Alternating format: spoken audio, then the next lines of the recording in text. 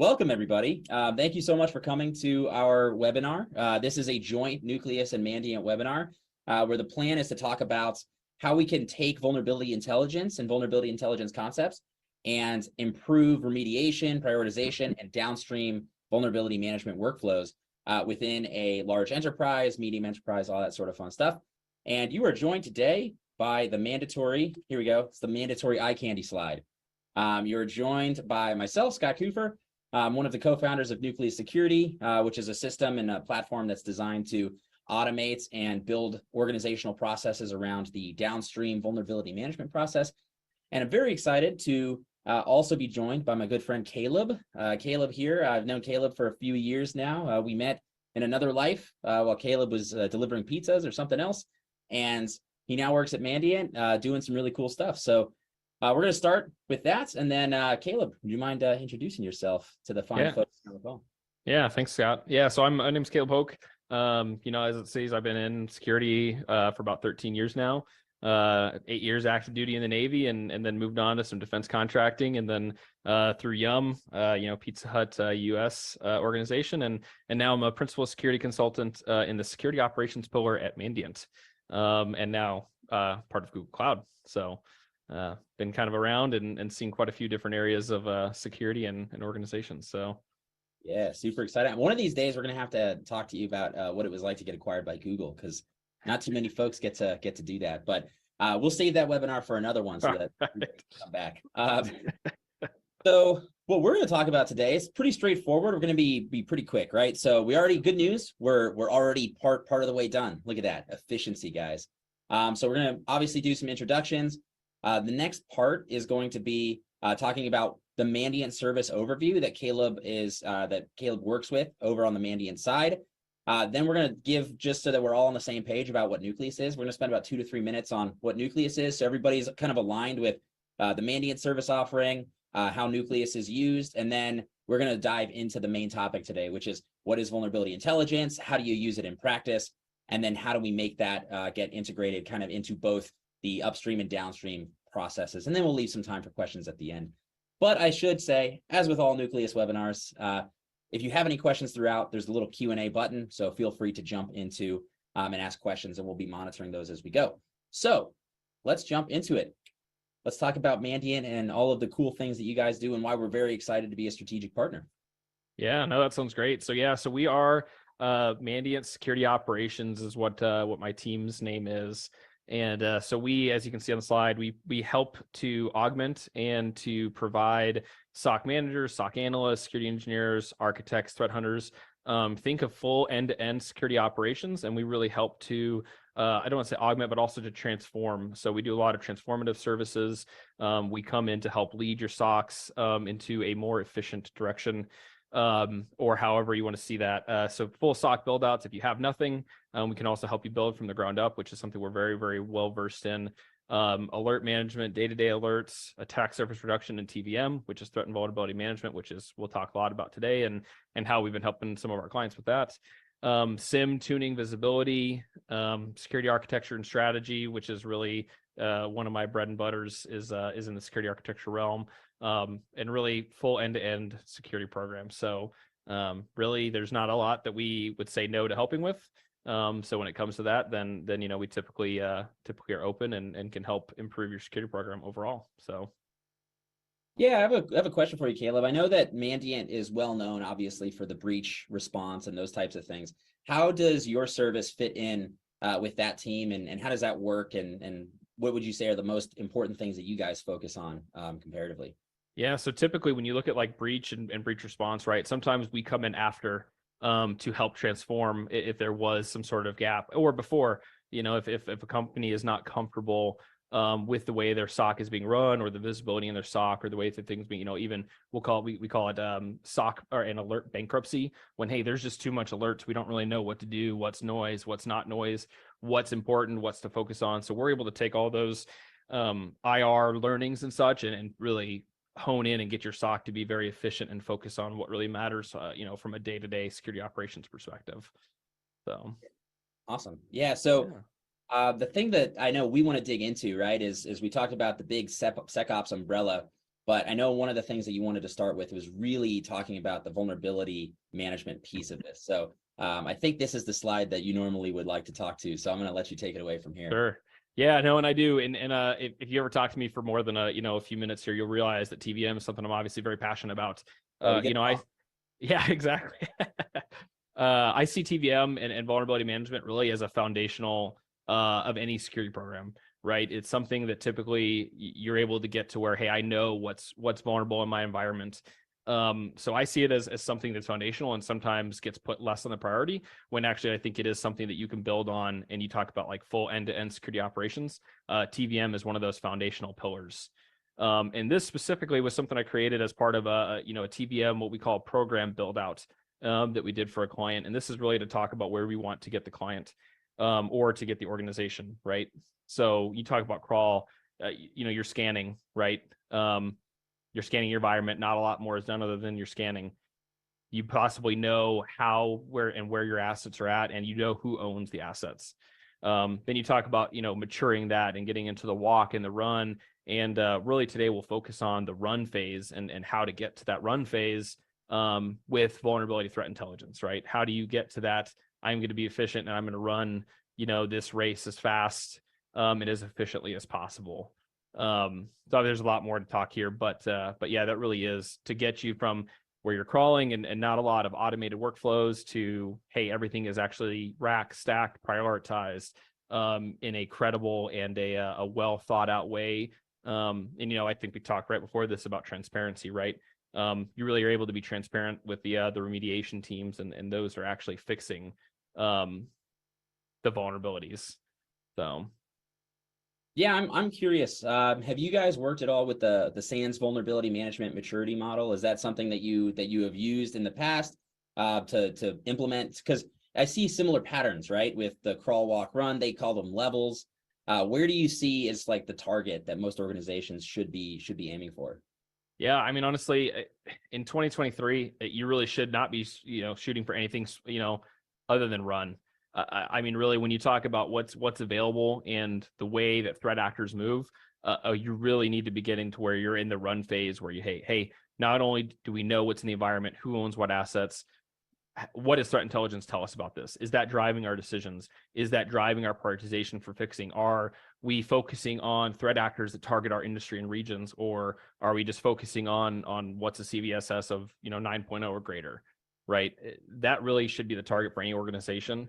And with the amount of threat intelligence and technology today, I don't see any reason why any organization couldn't get to that point. Yeah, absolutely. And I agree as well with that. And one of the things that I know that we talk about all the time, Caleb, and we're talking offline, is about how the term vulnerability management and oftentimes has been co-opted by vulnerability scanning. And one of the things that I know we're really passionate about is changing the dynamic to help folks understand that there's a lot more to a successful vulnerability management process than just the discovery of the data. And this is where we start to work with, I think the collaboration between Nucleus and Mandiant starts to become very useful, because that's when we can start putting together all of the data that's required with the automation and the frameworks to actually get you to a fly or to a run stage very quickly, right? Yeah, I'm absolutely. And, that's something that I've hit on, my entire career, is that there is obviously the technical things where you could say, hey, I'm scanning, right? But then there's a whole programmatic and process behind that, right? Like, what do you have to back that up? So do your teams know that when they get a critical vulnerability that organization has set up, so quote, a 7-day timeline to remediate that, right? In addition to that, also to show that, hey, there's like a risk exception. Hey, obviously this vulnerability is present. And at the end of the day, teams are not going to be able to fix everything. I mean, if teams were able to remediate and patch everything, then we probably wouldn't be having this conversation right now. But yeah, being able to have that to where things that are, being remediated that matter, and other things are adequately managed, not necessarily, fixed or remediated, but it's just managed. It's known. The understanding is there. The SOC is known, so that if an alert comes up, they can quickly see like, okay, these assets are vulnerable to this. Right? Is that sort of back and forth? It's managed and not just, hey, fix everything, right? That shouldn't be really the goal of any vulnerability management program, because it's just setting a goal that's not really attainable. So yeah, definitely. So I think this is a great transition to the how we view the current VM landscape, right? Which is I like themes, and I don't know why this is. Maybe it's because I like to make stuff up and categorize things as a human. But we've sort of when we think about the landscape as it is today, we think of things in kind of a bin category, right? So I think of data overload as sort of the first main issue that every organization has, right? And part of this is because all of the right data that you need is actually spread across a whole bunch of different places, right? I might have vulnerability intelligence in a VM platform or a VI platform, or actually even just a regular threat intel platform, not even a vulnerability intelligence platform. Yeah. You've got asset inventories spread out all over the course of your environment. You've got different teams. You've got just the onslaught of vulnerabilities in general. But I think it all starts with the fact that you've got just so much data in an environment. Yeah, no, absolutely. And that's actually, if there was a term that I think we use pretty often, it was unified vulnerability management.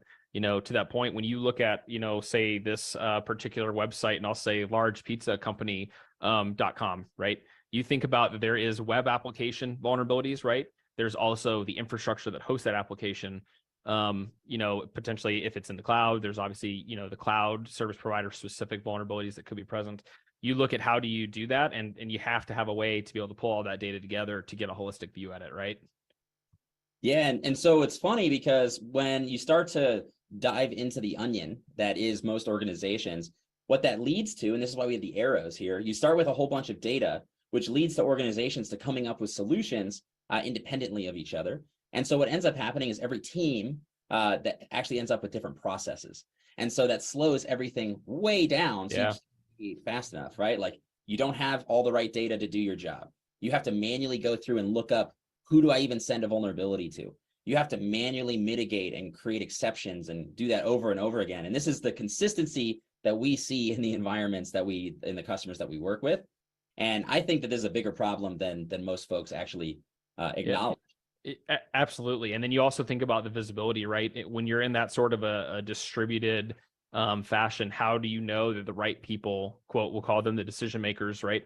How do the decision makers have all the data that they know? Well, the chances are they likely don't have the whole picture to make decisions that they need to, right? So that's a very good point. Absolutely. I'm curious if anybody has any thoughts or questions around this. Is this something that you guys are all seeing as well?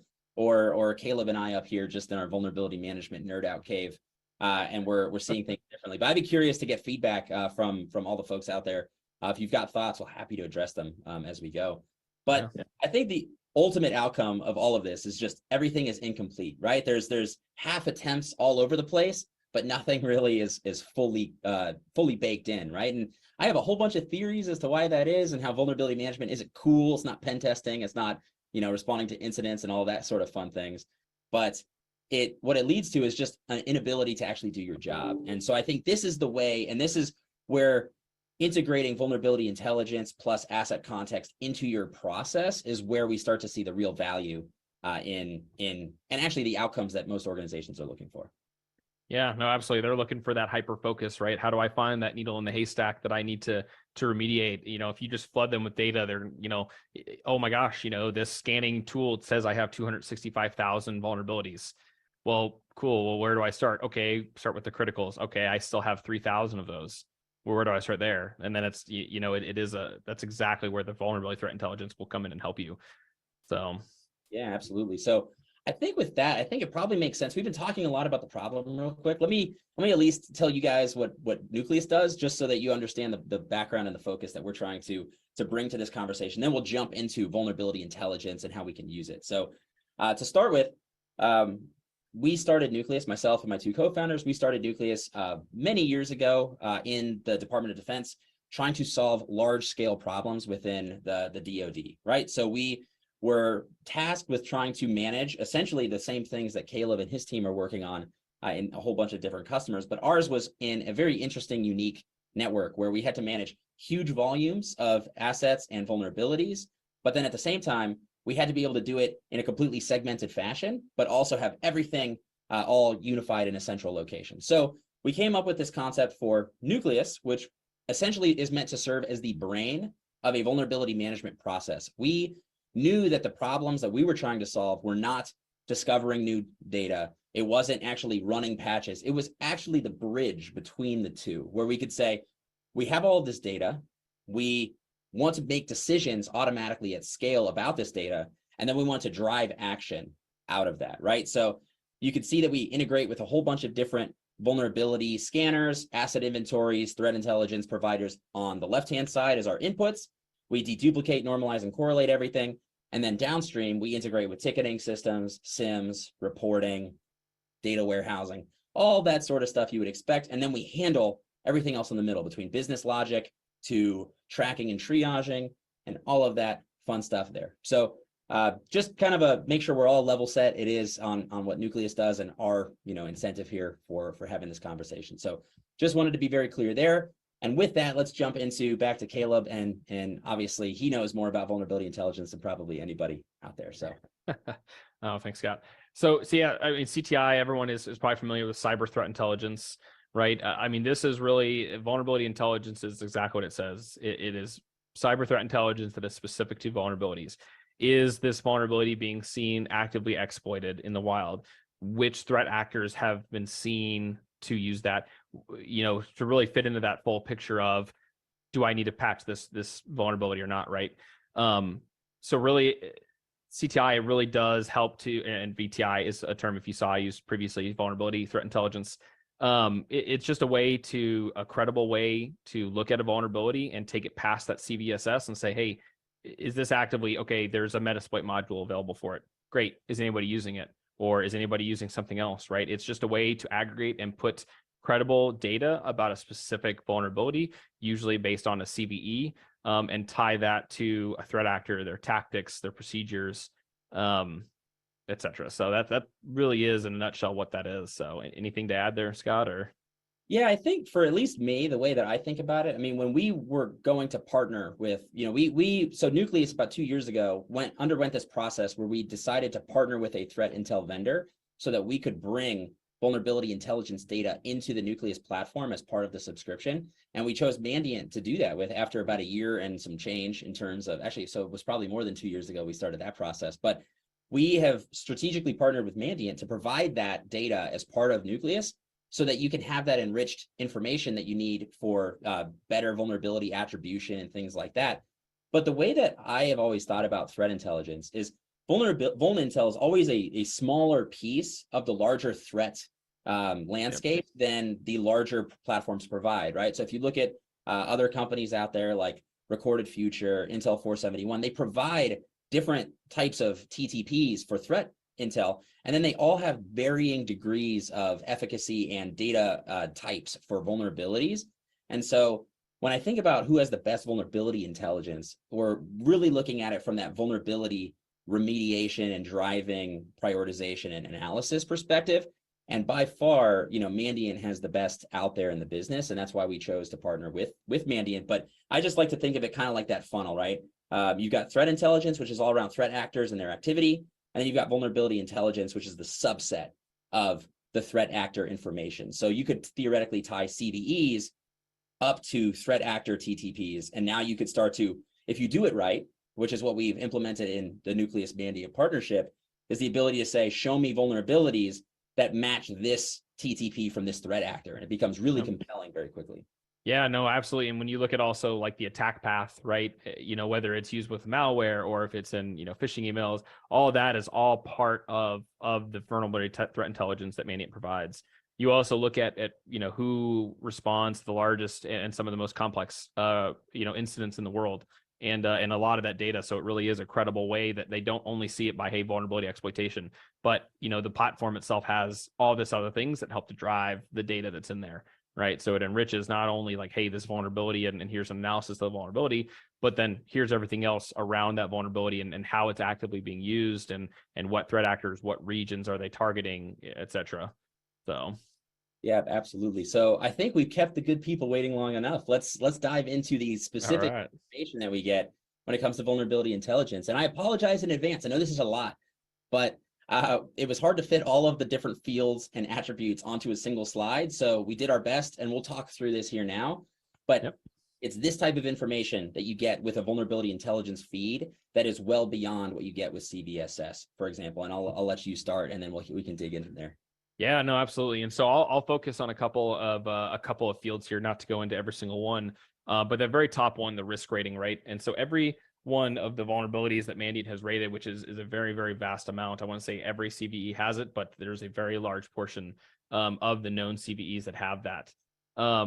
But that risk rating goes from critical, high, medium, low, and it actually tries to take all those things into account, right? So when you look at like CVSS, the severity, you look at, is it being actively exploited? It tries to give you in a single attribute a way to base that decision at priority based on risk. Another one that we like to look at is the threat actors, right? And, Mandiant actually just, published a report about how decision makers, there's a large portion of the industry is not basing decisions on threat intelligence, and why that's important. Well, this is one of those fields and that helps you to drive, especially when it comes to TVM, about threat actors. So these threat actors, if you come in the Mandiant platform for threat intelligence called Mandiant Advantage, you're able to go in and say, okay, I am in the chemicals and manufacturing industry, and I operate in, these 5 different countries. It'll actually tell you all of the APTs and the UNC groups, or we call UNC groups, that use that as part of their TTPs.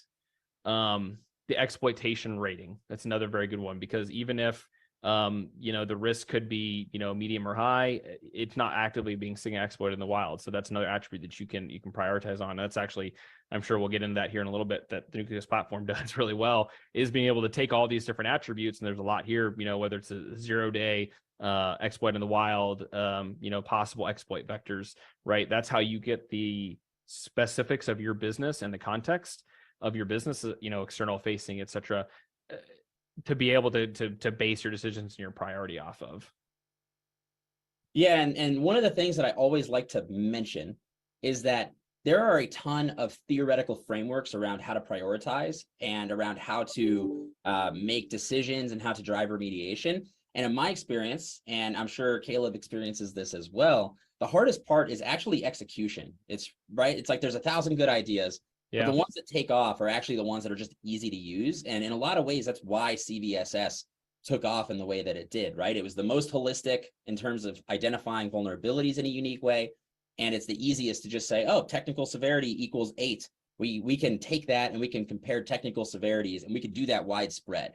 Right. And so when we start talking about how to start transitioning, it's how do you make these types of decisions off of this type of information in a much easier way and a much more consumable way, is what we're seeing as the main pattern here. And then, honestly, as an industry, we have a responsibility to do that in order to make real meaningful change for organizations, right? We don't expect, like a Yum Brands, for example, to specialize in vulnerability prioritization, other than they have a responsibility to do so.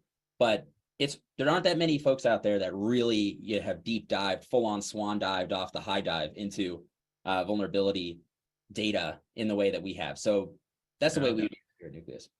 Absolutely. And then you also, just all the different attributes that you can key off of, right? Ease of attack. Is it easy, right? Then you start to look at where your organization is and what industries you are. If you're a nation state, right, then you probably have to worry about all the ease of attacks, right? If it's easy, moderate, difficult, you could say that you're potentially at threat for that.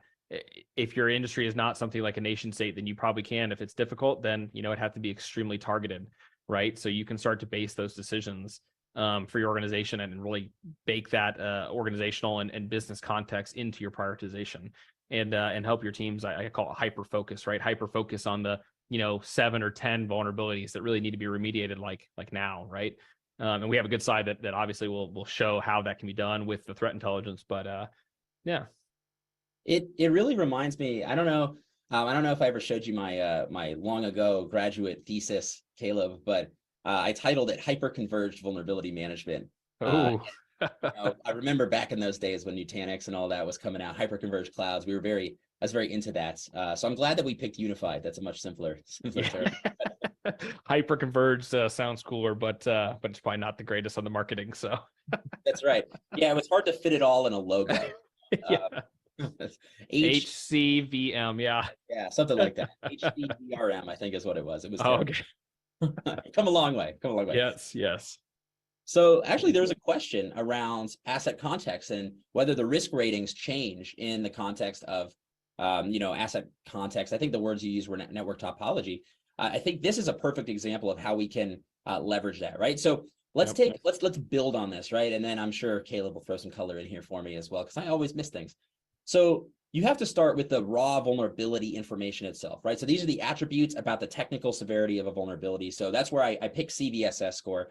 And just because I like to jump on the bandwagons of vulnerabilities, I could pick a whole bunch, but I love Log4j. And by love it, I mean I love that it's easy to use as an example. I don't mean I condone the usage of Log4j in an environment. You've got to be very clear here. I think the proper term is exploitation. If we're going to talk real TVM terms, exploitation of it, right? Exploitation, exactly. So you start with the vulnerability itself, right? So these are the normal metrics that CVSS is measuring about the vulnerability, which is, what's the likelihood it could get exploited? How easy is it? What's the outcome that's going to happen if it does get exploited, privilege escalation, all that. You start with that. That's the first base level of analysis. The second thing, which is where Mandiant comes in, is vulnerability intelligence. And this is where you start to look external to your environment. So this is where it's not specific to your environment. It's specific to what's happening out there in the ether, right? So is it being productized? Is it being used in ransomware? Is it being used by threat actors that are targeting my industry? So things like that is where the vulnerability intelligence layer comes in. So you can very quickly put together, like Log4j is a good example because it got productized and then weaponized extremely fast, like within 2 weeks. And it was being widely used in ransomware, like very quickly after that. But because we kind of got around it as an industry, it wasn't quite as bad as it could have been, thank goodness. But it's a good example from an attribution perspective of how you can use intelligent information and the attributes of vulnerabilities to start making decisions. So in this case, we knew that it was used by malware. We knew that the exploitation was widespread, and we know that the Mandiant risk rating was critical, right? So now we have an additional layer on top of our foundation, which is, hey, we know it's really bad if the vulnerability gets exploited. Here's all of the exploitation that's happening. And then, we might have 1,000 or 1,000,000 of this Log4j inside of our environment. So let's now add business context into the platform, right? And this is where Nucleus comes in. This is our step in the process, right? You start with CVSS and NIST, then it goes to Mandiant, then it goes to Nucleus, where we put all of this, we assemble all of this together so you can prioritize within the context of all this additional information. So we know, for example, that if an asset is public facing and we know that it's business critical, or maybe it's processing sensitive data, not all instances of that Log4j in my environment are going to be equal, right? They all have the same output, but I need to make a decision that's business specific to me. And so if you put all of these things together, you get criticality, you get exploitation, and then you get business context. You put that all together in a nice package, and then you can get an outcome, right? Sometimes it's a risk score is the outcome. Sometimes it's a remediation action is the outcome. Sometimes it's an SLA being set, assignments, those types of things. But this is how you build it and you integrate it into your environment to really start making great decisions. And then you just have to figure out how to do that at scale, which is where a tool like Nucleus comes in. Yeah, no, absolutely. And just to up that, to highlight kind of some of the business context, right? We say prioritize and basically up the severity or also on similarly, I want to highlight the deprioritize, right? For some of that where, if the asset is not public facing or, it's not hosting, a publicly available service, right? Then maybe it's not quite as critical. Even though if it could be exploited, it limits it down to 1 or 2 paths to get there. And hey, you also then have to, steal credentials and bypass MFA on a VPN, et cetera. Like the other business context about how you would actually get to that exploit is something that really should help drive, and it's something to be able to key off of. So to deprioritize as well as prioritize, Right. more severe. So. Yeah, knowing what not to focus on is just as important as figuring out what to focus on, right? Yes, reduce the noise. And eliminate what I call, I'm sure everyone calls this FUD, right? The fear, uncertainty, and doubt. I'm sure that's a well-known, I've heard it from a few folks, but removing that FUD is a key thing to do in this case. So start to sound like a salesperson, Caleb. Maybe that's where I heard it first as a salesperson. I don't know. Probably did. But yeah, I'd like to, now I know one of the reasons that we brought you on here was so that you could walk through one of the reports, and I think this is a board slide that you send, to help report on. Would you mind walking us through what this means? Because I think you built this, right? Yeah, I did. And so we did obviously anonymize some of the data here, but the point is there. So essentially you look at the top, and this is a screenshot of the active vulnerabilities dashboard within Nucleus. So the very top row where it says 707 critical vulnerabilities, right? that is a direct ingestion from the vulnerability scanning tool. In this case, it was Rapid7. So there's 707 criticals, basically meaning CVSS of 9.0 or greater, right, within this environment. What we did is once we applied threat intelligence and through the automation rules in Nucleus, of those threat intelligence attributes that we walked through, we were able to get that 707 down to 6 confirmed critical threats over 11 instances. So really, when we talk about hyper focus and reducing the noise, I mean, from 707 down to 6. And on the right side of the screen, that's a screenshot as well from Nucleus, but also from the Mandiant Advantage platform, where you can kind of see how the data is represented, right? So the Mandiant risk rating was critical, exploited in the wild. It's present in your environment. Exploitation is wide. All of those different attributes are what we were able to key off of to say, hey, this is actually a true critical in our environment, because these 6 or these 11 instances are public facing and they still hold these critical vulnerabilities. That is really the power of applying threat intelligence. And we talk about reducing noise. I mean, 707, you're never going to get through the criticals, let alone you look at the highs, and it's almost 5,000 highs, over 21,000 instances, and 2,500. I mean, like, how do you ever get to a point where you're actually being effective, without something like this? This is really, shows in a one slide. We called it from an identified vulnerability to a confirmed critical threat, because with the threat intelligence, you're able to prove capability, opportunity, intent. When you talk about, hey, this is also the threat actors that target our industry, the capability, well, the vulnerability is present in my environment, right? And the opportunity is where really the business aspect comes in, the business context, where you say, hey, this asset is public facing, or this is a critical server that hosts, without this server or this, service, the business couldn't function, right? So that's it, how we were able to, and why we switched it from an identified vulnerability to a confirmed critical threat, because all of those 3 things are present in that it can actively be exploited, it's being exploited by my organization, and it's present in my environment. So very powerful single slide, I think. So I like to think so. I liked it enough to bring you on a webinar, didn't I? So yeah, that's true. That's true.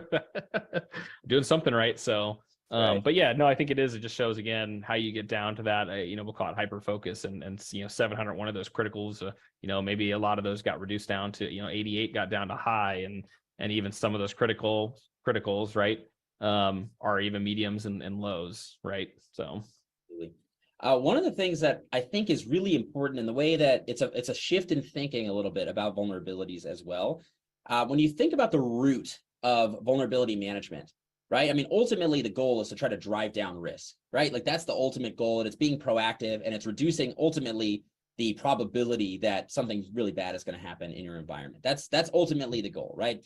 And so when you think about what that actually means, there's 2 options when you boil it down and ask yourselves, like, why are we doing that? How do we do that, right? Option number 1, you can move faster. You can actually remediate more vulnerabilities for every new vulnerability that comes in, or you can get more precise.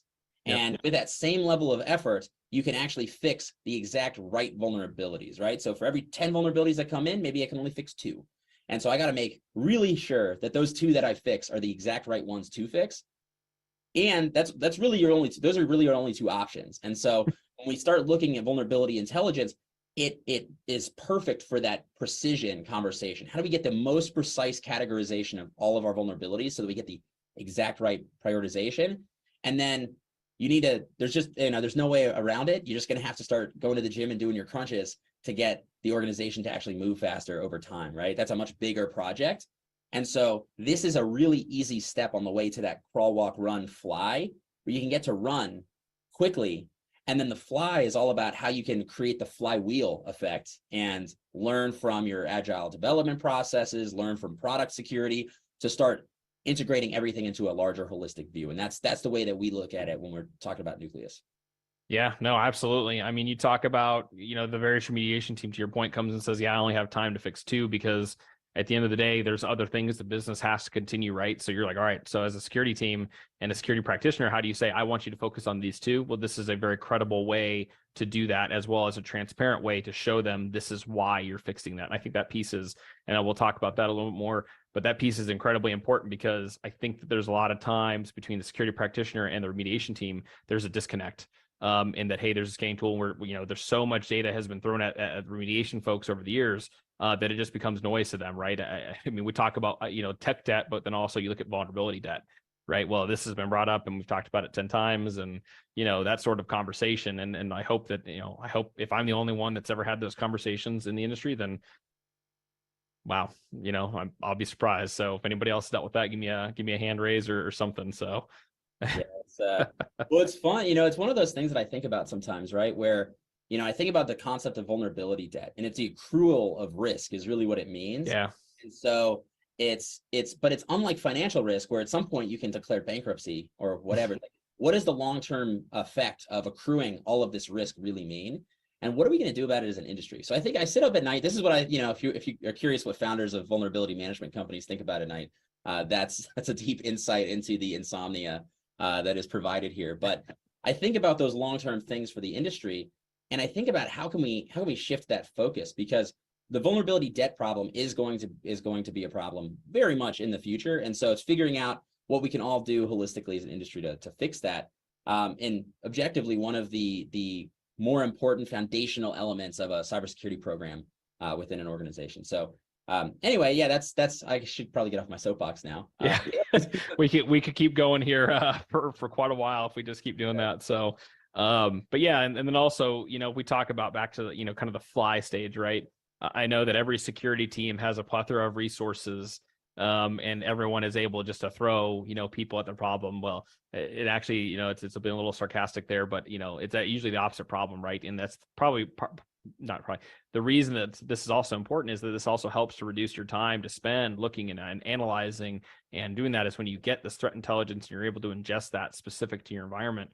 That's a huge load off of a security practitioner having to go and do that somewhere else, right? And that's what we were doing, until a platform like Nucleus came up, is that, hey, we have this threat intelligence and maybe I can go look up the CVE, but that's a very manual process and it'll come up, one-off. It's not really sustainable long-term, right? So absolutely.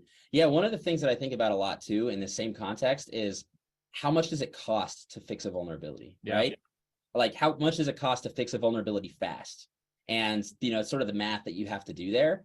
And so that's where, I saw a question earlier about Sbombs that came in, and we'll talk about Sbombs specifically at the end. But when you look at opportunities like that, Sbombs are awesome from that perspective, right? Because it's a lot more expensive to fix a vulnerability once it's gone out to production than it is to fix it in the pipeline. And so I think there's going to be a whole set of new challenges not challenges, but a new industry, like a new niche.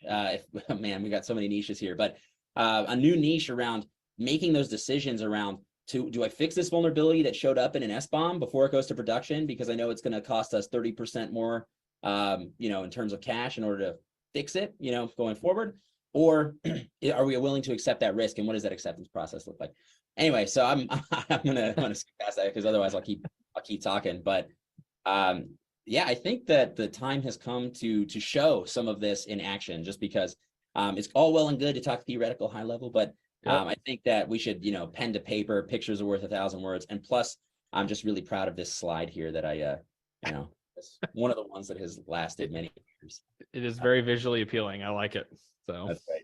So we're going to jump now into the Nucleus platform, and apologize in advance. We're going to probably continue to do this amazing banter that we're doing back and forth. So just bear with us. We did not practice this beforehand. It's the part that we need to. So anyway, appreciate the patience. This right here is the Nucleus dashboard. So when you first log into Nucleus as a user, this is the main dashboard that you see, right? This is the main kind of jumping off point. And I just want to talk through a couple really important things here before I hand it over to Caleb to talk about sort of the way that they're using it. First and foremost, just need to address the elephant in the room around connectors and getting data into the platform. The way that we get data into the platform is very simple. It's really the table stakes. It's the ticket to entry is what we call it. So that's just really meant to be more of like a side conversation, right? The idea is that we natively support connectors to a whole bunch of different systems. You can push custom data to Nucleus. You can use API. You can manually create items. There's a whole bunch of different ways that Nucleus interacts with all of the different parts of your environment.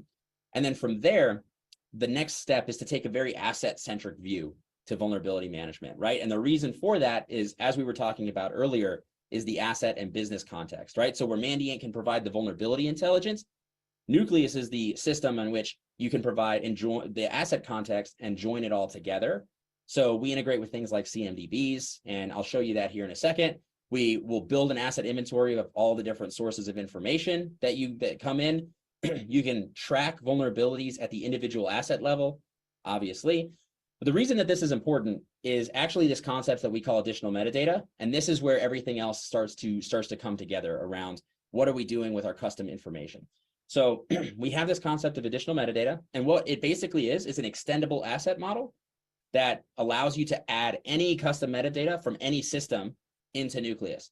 And then you could use this metadata later on in the product, right? In automation rules, dynamically assigning tickets, and being able to create queries and search terms and being able to pull all this together so that you can start to search and say, hey, show me all my critical vulnerabilities on an asset that is, this particular AWS EC2 instance ID, right? As just a basic example, but it allows you to start pulling things together where you're tracking pre-production versus in production versus anything that's part of a specific, Kubernetes cluster or particular AWS account ID. And so now you can start reporting in all these different ways and pulling the data and allow you to make decisions at scale, right? So that's kind of the first part. The second part is being able to dive into the vulnerabilities themselves and the tracking of vulnerabilities over time, right? So existing currently active vulnerabilities versus everything that's been resolved, how it was resolved, when it was resolved, who resolved it, all that sort of fun stuff. I'm going to let Caleb talk through this part. But then the third piece here is the automation. So everything inside of Nucleus is built on top of this concept of automating, right? So automation to us is just automating manual repetitive processes. So everything from setting SLAs to assigning asset ownership to looking up the owner of a vulnerability to figuring out, hey, was there a ticket created already? If there wasn't a ticket created already, what parameters do we want to use to create a new ticket? Who should we assign it to? All of these decisions that you have to make consistently over and over again in an environment, that's what our automation is built around. And we do that through dynamic ticketing rules, dynamic fields. So you'll see, for example, here, we can create asset groups based on any Qualys tag name that you're using and those types of things. And then everything is built on top of this. So that's sort of just the fundamental 101, Nucleus 101 out of the way so that we can focus on how Mandiant actually is using Nucleus to implement this for their customers. So cool. Go ahead, Caleb. Yeah, absolutely. So if you want to, let's pick the second one, number 4, line 4 to click into that. So this is one of my favorite pages, right? So you see here, this is the vulnerability information. This comes from the top. You can see this is from Nexpose. So this vulnerability information is pretty much directly from your scanning tool. In this case, Rapid7. If you click over to the instances tab, I like to see this because then you can also see the output, right? Hey, this is running HTTPD service 2.4.6. And then here is if we're going to nerd out the really cool part and the vulnerability intelligence tab up there. So this is all the attributes that you're able to do what Shot just showed in the automation rules. And this is how we, from the screenshot, this is how you're able to do the prioritization. So you're able to come in here and say like, hey, even though this was saying a CVSS of 9.8, right? You look at what the Mandiant risk rating is, this is low. And there's no analysis on this one, but typically in that analysis, there will be a full analyst a risk analysis, and it gives the why. And I think there was a question in the chat about, trust but verify. Well, this is partially from a security practitioner, how you're able to come in and say, hey, here's a deep dive analysis of why this is a critical, right? Why this isn't a critical. So it kind of helps your security teams to be able to go in and say, okay, they Mandiant rated this as a critical. Why did they do that? Okay, well, it's been seen by, these threat actors. The analysis, to be able to execute from, anywhere, the whole analysis of how you can do that, it's right there for you. You don't have to do anything aside from read it and then, make it make sense to your organization. So this page is absolutely, when we talk about transparency and why we prioritize, one vulnerability over another, that active vulnerabilities and then being able to deep dive into it is really, really make it easy. Yep, the filters. So you want to see all the ones that have Mandiant risk rating of critical. You also have another button to do that too, but you can do. I was going to search by a threat actor. Oh, there you go. Yeah. Okay. Threat actor APT 41, right? So really quickly, you can see any vulnerabilities that are currently being exploited by a specific threat actor that is a critical risk rating. And so you can put these together, and these are vulnerabilities you have in your environment, right? So these were detected by scanners. They are detected sometimes pre-scan and uploaded to Nucleus. But now you know that this is something that we have in our environment. You can build a query for this. You can build a ticketing rule on this. You can build automation off of this. So you can start doing a whole bunch of cool business logic around it. So that, I mean, look at, we went to one, right? Across over 17 instances, right? And even out of those instances, if you do an asset filter for which is public facing, or filter that down to what is, actually, I don't think you can do that from there. That'd be the groups, but yeah, that's how you can get that down even more specific, right? You want to say, okay, out of those 17 assets, are they all external, or is only 10 of them seen, from your internal network? So, and then I think maybe Scott, let's go to the automation rule, and let's build a live automation rule to show how we can kind of bake that in. So they have this idea of a finding processing, and I think there's some docs out there about finding processing, because you can also bake in compliance, CIS, STIG benchmarks. But yeah, so you look at the vulnerability criteria and we say, hey, we want to say anything that has a Mandiant risk rating of critical. Risk rating critical. Yep. And then we also want to say Mandiant exploit in the wild is a yes. And we'll just, check those two. And then the criteria, you can just leave it for all, right? We can add asset criteria, and just this note here too, so you can match on any of those fields that got imported from like a CMDB or any other system, right? So you could say anything that's a Mandiant critical and exploited in the wild, specifically for a VPC in AWS or something along those lines, right? So just to give you an idea there, we'll leave it blank for this one. Yeah. And so here you can come in here, you can say, hey, I want to change the severity, right? So even if it's, a CVSS of 4, because Mandiant says, and the threat intelligence says that it's high, we're going to change it to a critical, right? And this is obviously a very, very dumbed down version of the possibilities, right? It's only 2 attributes, but, to the point of being able to, right here, also create a ticketing that's in the finding, or the issue, external issue rule, but then you can also bake that in. Go ahead, Scott. You can do. Oh no, I'm just I was keeping myself busy while you were talking, because I get bored. No, and again, this is, and the thing about it, when you talk about resourcing, right? This platform is what we were able to do, essentially in a part-time job. We were able to get threat intelligence in there, build the prioritization rules, and get this done, without even a fully dedicated resource. Right. And I think that really speaks to the power of why you need not only the threat intelligence, but then also a platform that helps you to orchestrate and to be able to do that in a quick and efficient manner. Before, in a previous life, we were talking to Scott and said, hey, well, do you guys offer, professional services, for this? And he was like, oh, no, not really, actually. We really wanted to build it in a way that any security practitioner could come in to do this. And they really have. I mean, this is a very conducive way to be able to, look at the threat intelligence feeds, prioritize it, when your resourcing is potentially limited. So organizations of all sizes would really find use in this. So yeah, our first slogan was democratize vulnerability management. So to give you an idea of how we do things. I think since we only have 10 minutes left, though, there are like a decent number of questions. So I want to take some time and talk through those. So first and foremost, Satish asked, what kind of success are we seeing in highly ephemeral environments? So things like cloud native. I'm happy to take that because I've worked with numerous clients that are doing that today. So we sync. So there's 3 different ways to think about it. The short answer is we see lots of success. That's actually one of the main reasons why you would need a Nucleus, to stay in sync with all of your container image repos, all of your cloud resource repos, right? So we have integrations with EKS and AWS services that are for ephemeral assets, that you click a button and it will spin assets up and down inside of Nucleus and keep it in sync with an AWS. So that's like option number 1.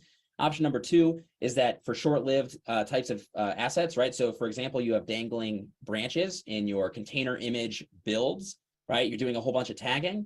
And then that a tag is short-lived and it only exists for a period of time.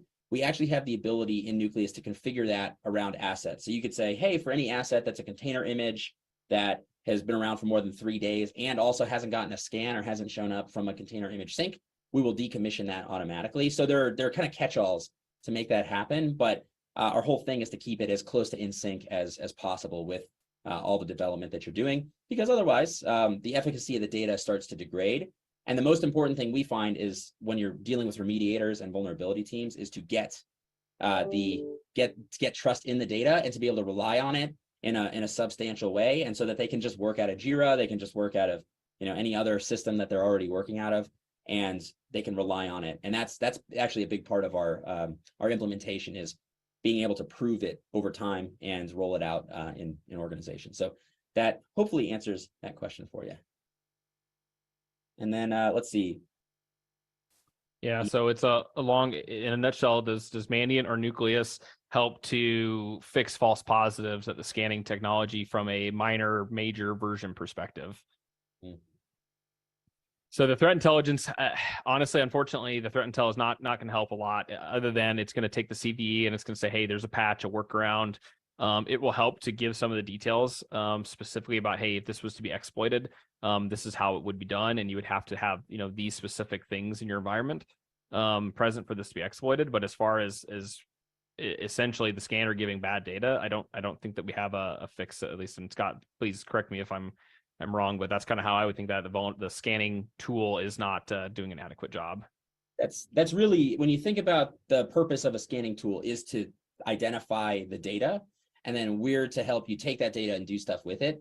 And so on the whole, like, we don't do that automatically, but with defining processing rules, one of the options that you have is to automatically mark vulnerabilities as false positives based on a whole bunch of different criteria, right? So you could actually take vulnerability attributes and determine, hey, if there's a patch available, for example, we can go in and you could automatically mark that as a false positive if you want it, right? We don't necessarily recommend doing that because we believe that all vulnerabilities are created equal until they've been resolved.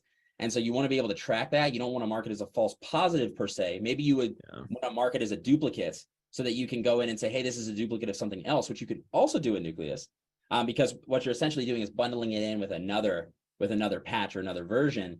So we don't necessarily think of false positives in that way, but you absolutely can do it. But it's not like Nucleus is going to go out there and automatically detect that for you. You would have to go out and configure it to do that. It's capable, but we make you do that because we want to make sure that we provide a platform, and then you get to build your business logic the way that you want, because you might want it a false positive, but some other organization might want that to be, extra bad because it's a multiple versions old, for example. So it's the way that we look at it. Yeah. I did want to, before we get to, there's two more in the Q&A, Scott. There was one that I want to talk to you about, prioritization, from the chat. So just to kind of close on that, the why, we talked about this, about being transparent. I was able to, with this client and the remediation team, I was able to bring up, when we first started this, I brought up the automation rules. And I said, hey, if you guys want to see, and I'm giving this ability to you to view this, you can go in there and see the attributes that we did, right? For criticals, it must be exploited in the wild, right? It must have a critical risk rating or a high risk rating, and it has to be targeting our industry, our, threat actors that target our industry and our regions, right? That transparency, I think, is key. And even just to show them, say, hey, past the CVSS, we're able to do this, and this is what this is based on. I've seen really good success with that. So it absolutely is critical. And I think that's actually, we talk about, from security practitioner and remediation team, something we have been missing for years in the industry, and has not really been there, because aside from, recent times, it's really been CVSS. And you say, well, if CVSS says it's 9.0, well, you look at all the business context and asset context and threat intelligence, it really adds a whole new dimension of getting down that why. And it's been hugely successful, frankly. So. Absolutely. And we find that it's also important to be able to prove why something happened, right? Yep. So it's like, and that's why risk scores are good for certain actions, but you need to also have an understanding of why risk scores change to be able to really have that conversation. I think the example you gave was, started with a 7, went to a 6. Why did that happen? So being able to say, well, this is our process. Everybody agrees on this process. It's audited. We can show it to people, and then it just gets implemented by a tool like Nucleus. And then everybody's on the same page about why it changed and what outcomes you're looking to achieve. If X, Y, and Z are true, then we want this particular outcome. And so it ends up working really well, as Caleb said. We're very excited about it. We've had a lot of success working in that way. Now, I did want to talk about the Sbomb one, because I know that came in early, and that was one that I said we would answer now. So the question was really around, is there any discussion in the industry about an Sbomb, right? So Sbomb is a really interesting discussion point here, because that is in a lot of ways being driven by federal government contracts, right? I'm not sure who all is watching the DFARS billboards and bulletins, but it's starting to become a requirement for federal agencies and defense contractors in order to be able to actually get contracts, right? It's still in the, as with all things government, it takes a long time to get fully rolled out, but the discussions are starting to happen, right? And so there are a whole bunch of actually not a whole bunch, there's really only two main outputs of SBOM. One's called like Cyclone DX, and I forget the name of the other one, SPDX maybe? Oh my gosh, I'm butchering it, I'm making myself look live. Sorry everybody, but SBOMs, all they really are is the output that a vulnerability scanner should be able to help you with, right? But if you think about it, a vulnerability scanner, network vulnerability scanner, all they're doing is looking at all of the software packages on in your system, if it's a credentialed scan, and then correlating that to some internal vulnerability database that is derived from NISTs, NVD, could be derived from a whole bunch of other things. So SBOM is the idea that you can then deliver this SBOM to somebody else, and then they could theoretically scan the SBOM to be able to get an output of vulnerabilities in it. And then theoretically over time, you'll be able to present your vulnerability report with your SBOM report. So SBOMs are a redefinition of the way you can do scanning and being able to share scan results with others. And so the way we look at it is that that's another input. That's another way of generating data. It might be a more efficient way of generating data, but it doesn't really impact what Nucleus does and how Mandiant interacts with the data, because it's still just vulnerability data, but it helps you with that, hey, this is potentially before production or post-production, and making those types of decisions around another, I would call like another indicator that you can use to make decisions on at scale. So that's the way that we look at SBOMs. And you know, I'm happy to obviously we should probably just do another session on SBOMs, honestly, Caleb, but that's No, yeah, I think you hit the nail on the head, honestly. I mean, it is another way just to kind of look at it and add that context to your organization, right? So absolutely. And the only one, so I'm going to have our guy Patrick and Sonia, I'm going to have them take Amerik's and Don's questions, and we will answer those offline. But Joe, I want to answer your question real quick too, around, because that's focused more on the topic of today, as opposed to the, as opposed to Nucleus itself. How often do we recommend auditing risk attributes of the assets that have been ingested? So in general, what would you say, Caleb, around how often folks should be auditing the risk attributes for assets? Yeah, that's kind of it really is specific. I mean, how dynamic or how static of an environment, do you have? Typically, for something like that, I think quarterly is very good way to be able to do that. So that's outside of that, it becomes just too often, right? So unless you have, and I would really say you automate that.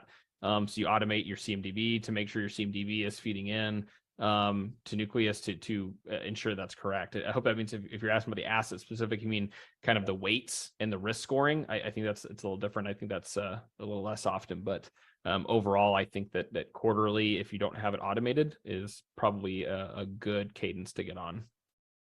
Well, excellent.